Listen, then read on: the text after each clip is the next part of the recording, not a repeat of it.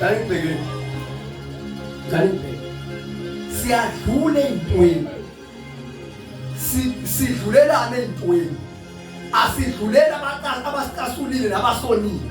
Sizidlulela thina. Umuntu okhubekile uyipanisha yena.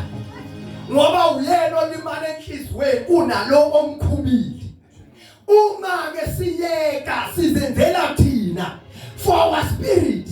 Ngoba kufanele wazi bazalwane ukuthi mangabe umuntu okuzwela kalula ukukhubeka, uSathane uzokulethela izinto ezokukhuba every day. uSathane uzoqala ekubekile kwi-position.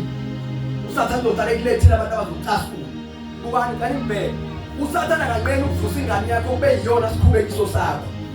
Mawukhubeka kalula every day kodwa ube nomhoza phakathi kwakho nengane yakho. Ngoba umuntu who is easily. I will go on with my sermon. I will be very short. 30 minutes in cool. Don't be offended, please, Mr. Musukhubeka kalula. Ngiyangizwa yini? Ngathi uzalukhubeka kalula ngakwazi ukuhlala nabantu. Ngingashumayela ngolwesihlanu ngaphefect mission ngathi mina fanele wazi ukuthi akhona abantu there are high possibilities ukuthi ukhubeke. La khona ini I don't care whether it's esontweni, isemphakathini, isemsebenzini.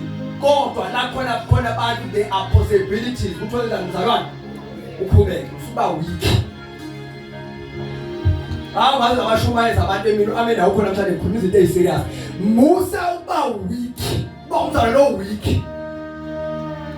Yazi khona abantu abasala bekulindele ukukhubeka. Uyazi umuntu othini? Ethi mina. Yabo?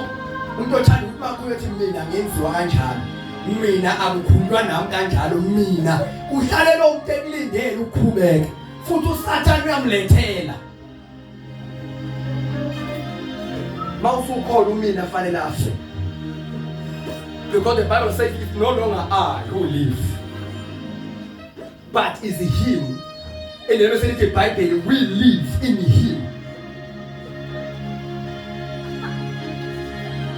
Hayi nanyashesha ukusasuka yeka lo yeke.